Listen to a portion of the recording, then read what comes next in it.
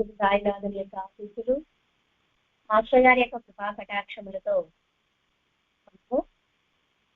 కొద్ది రోజులుగా రమణాశ్రమ లేఖలు, సూర్యనామగమ్మ గారిచే విరచితమైనటువంటి రమణాశ్రమ లేఖల గురించి వివరించుకుంటూ ఉన్నాం.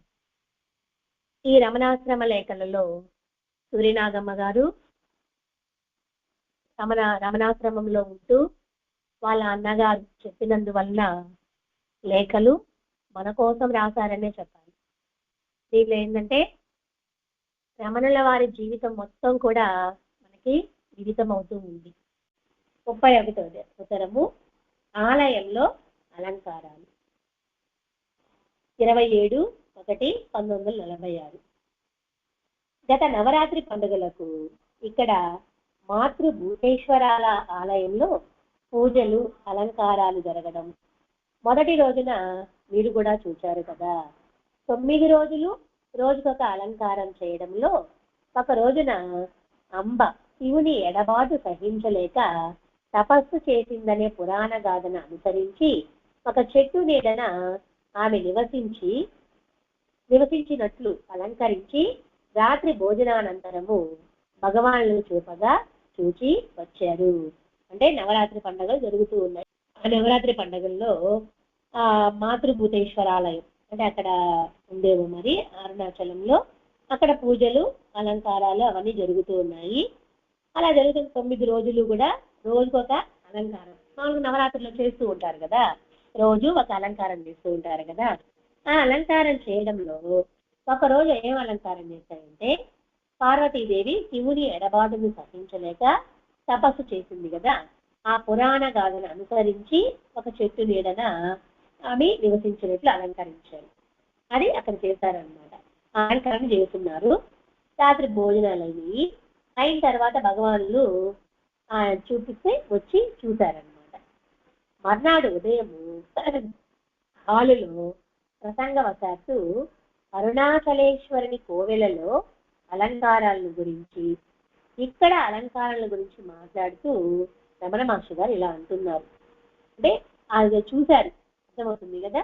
ఆ ముందు రోజు అలంకరణ ఏమో ఎలాంటి అలంకరణ, పార్వతీదేవి శివుని ఎడబాటును సహించలేక తపస్సు చేస్తూ ఉంది.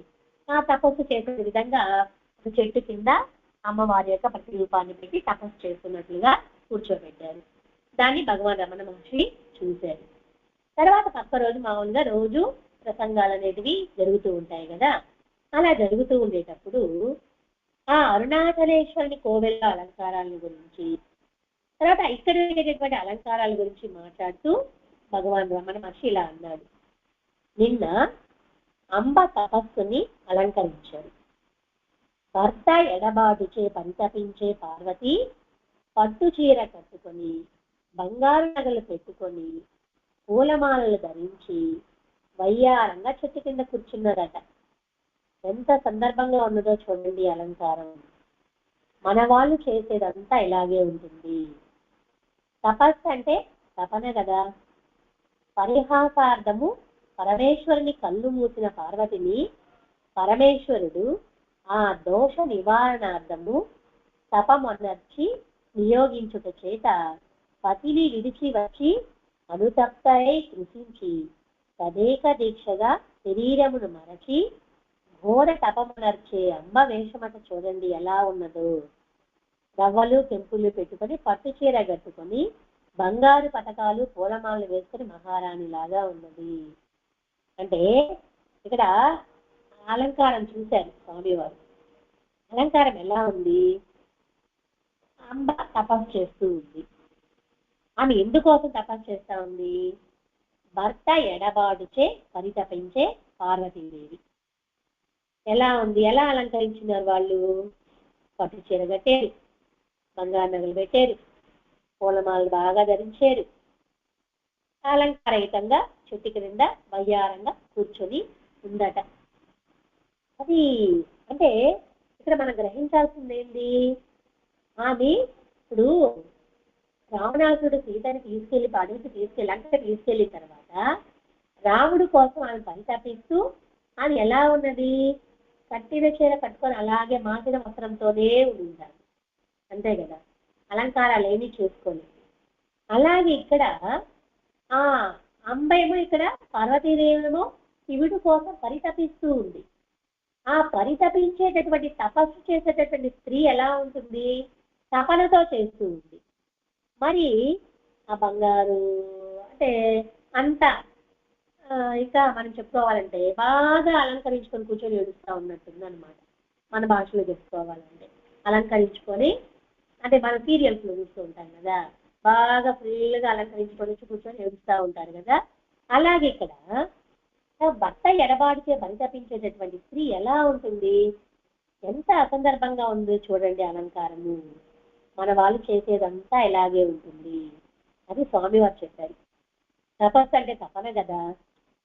పరిహాసం కోసం కూడా పరమేశ్వరుని కళ్ళు మూసిన పార్వతిని పరమేశ్వరుడు ఏం చేశాడు, ఆ దోష నివారణ చేసుకోవడం కోసము తపము అనర్చి నియోగించుడు చేత పతిని విడిచి వచ్చి అనుసప్తయ్య కృషించి తదేక దీక్షగా శరీరాన్ని మరచి ఆమె ఏం చేస్తుంది, అక్కడ ఘోర తపస్సు చేస్తా ఉంది. అటువంటి వేషం ఎలా ఉండాలి, రవ్వలు కెంపులు పట్టు చీర కట్టుకొని ఆ బంగారు పథకాలు అవన్నీ వేసుకొని మహారాణి లాగా కూర్చోంది అమ్మ అని చెప్పారు ఇక్కడ స్వామి.